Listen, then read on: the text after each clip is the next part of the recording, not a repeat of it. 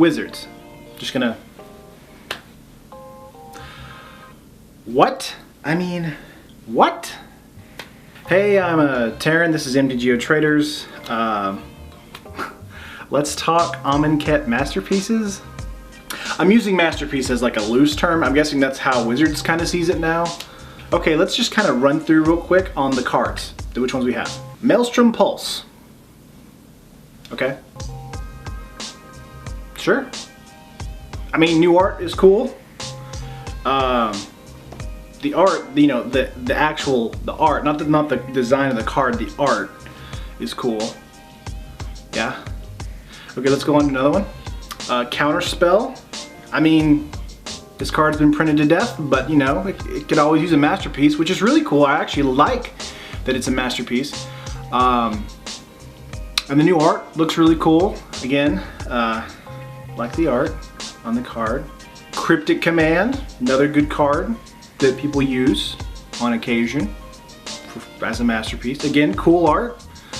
You know, the 4x3 art, the card art, that's cool.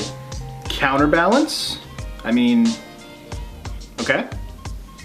That's interesting. Very flavorful for the set, I think. Again, cool art. I'm kind of looking at these on my phone because I can't read them. I have to have like text above them to read them. So, just letting you know there. Aven Mind Sensor, which is a cool card. Again, like interesting, very flavorful. I like the art. Very cool.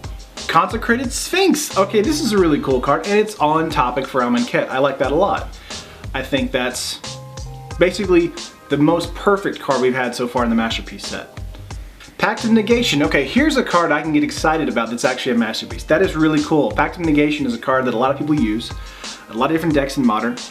And yeah, I mean, cool new art. I like it a lot. Wrath of God as a masterpiece. I mean, that's flippin' sweet right there. That's really cool. I'm like, that is exciting. And the new art is really cool too.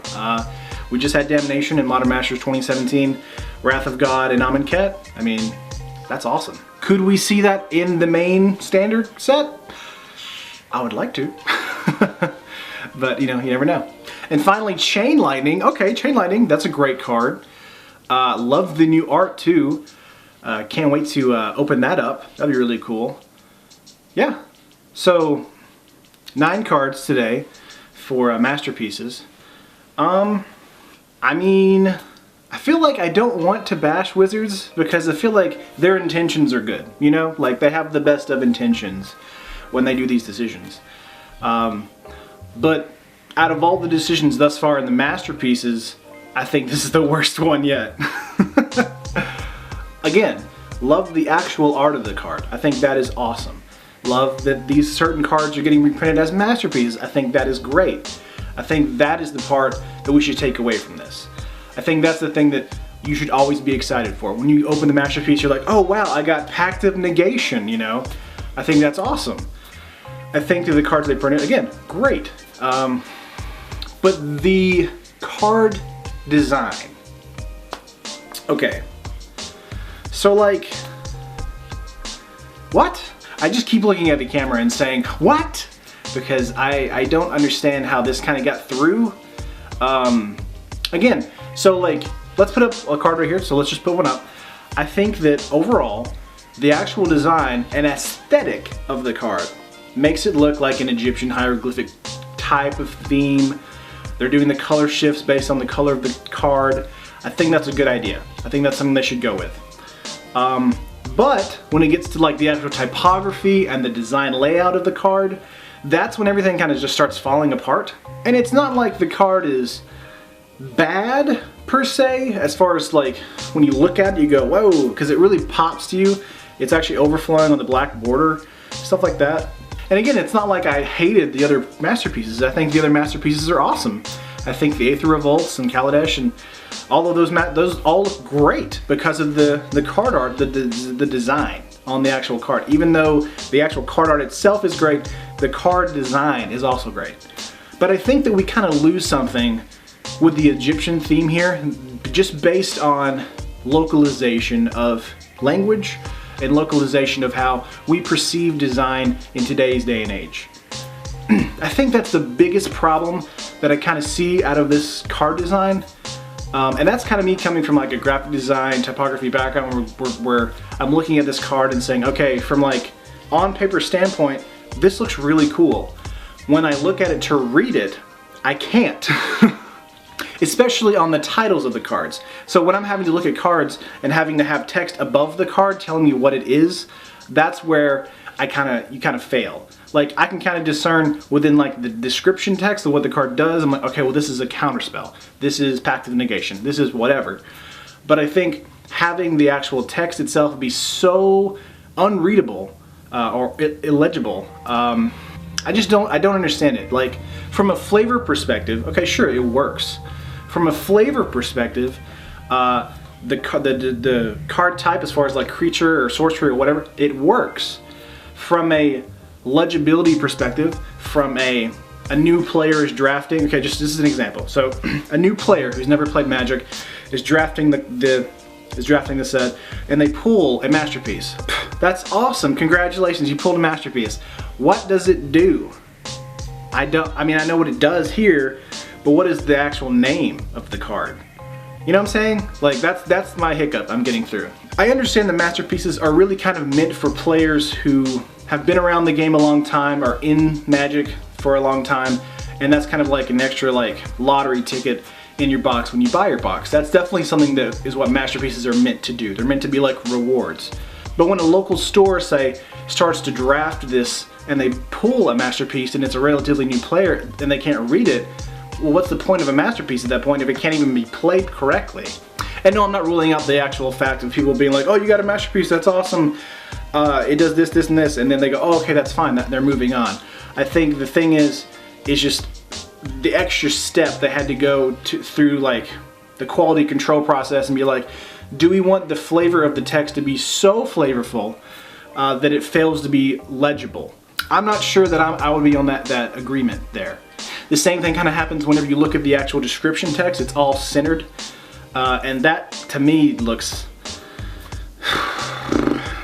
as someone who's worked in graphic design for, you know, like 10 years now, it's very strange to look at something and be like, I almost want that left aligned, you know? Even though centered can look better. Like if you look at counter target spell on counterspell, beautiful, looks amazing. You look at pact and negation, whoa, like how can you, what? This is ugly. I think there could have been some typographical like compromises that could have been made to like make these look a little bit better on the text. I think that's kind of where I'm at on the actual card itself, on the text. Again, I'm not bashing the actual masterpieces, and I want more masterpieces to come out in the future and next week and all that kind of stuff. I'm excited for masterpieces, and I can't wait to see what's in the masterpieces. I'm just more puzzled in why they would have put so much stuff on the outer border that kind of it like draws you away from what the actual card even is. I mean, it's so much aesthetic against so much of the typography and the actual stat of the card that I just feel torn looking at it, being like, I don't know what I'm looking at. It just looks like a bunch of mud. That's really where I'm at. I mean, I'm done ranting. I didn't mean to turn this into a rant, but I kind of looked at those masterpieces and like I sent them to somebody and be like, look at this, and they were like, is this real? Is this like a real card? And I'm like, yeah. And he's like, this isn't like an April Fool's joke, right? I'm like, no, April Fool's isn't for a few more days.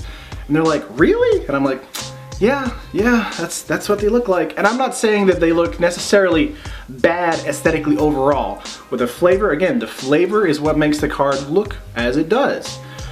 But I think whenever you come to the realization that this is a trading card game that needs to be read with other players on a drafting table, or if you're trying to pull it and you're putting it in your cube or whatever, you know, I don't know. You know, that's something that is going to be like a taste thing for everybody. I think it's going to hit a lot of people in different ways. I think it's, for me, I'm definitely going to be like, okay, I love all the other masterpieces, and if I could put them in my cube or put them in whatever, definitely going to do that. But these, I don't know, because I mean, like, they're so like illegible that I almost don't want to play this, because I will, you know, have to constantly look at it to read it, and that may even give away my opponent what I have in my hand. You know, that's just me ranting. You know, I don't know, Wizards. I mean, wow, like, It's so much form over function that it hurts my brain. I'm excited for masterpieces, and I love the ones that you've picked so far from a flavor standpoint and from a like reprint, like this card needs to be a masterpiece from now on forever standpoint, like Counterspell. From like a design standpoint and me looking at it with like kind of creative director background and design backgrounds and freelancing background, that kind of stuff, like I just look at it and be like, this looks like it was just overdone. To the point where some stuff needs to be taken away, like the nickel bolus icons on the left and right, like I feel like that can be taken away. Cropping in on the border just to remain the black border could have been added back, because you have this weird thing where on the top and bottoms you have the black border, but you don't on the left and right, and it looks like this card, like it looks like a misprint. That's what it looks like because of the way the cards are just kind of like lining up. Yeah, I don't, so many things. Again, like, I'm not hating on like the actual idea of masterpieces, the cards that were reprinted or anything like that. I'm just concerned about the future of masterpieces if there's so much more form over function that a new drafter or somebody can't even read the card. I understand that that's like the Egyptian theme, you're trying to go for hieroglyphs. I think that's cool, but when I have to strain to read the text on the card is when I think it's kind of a bridge too far. And that's coming from someone who's worked in typography forever. My entire professional career.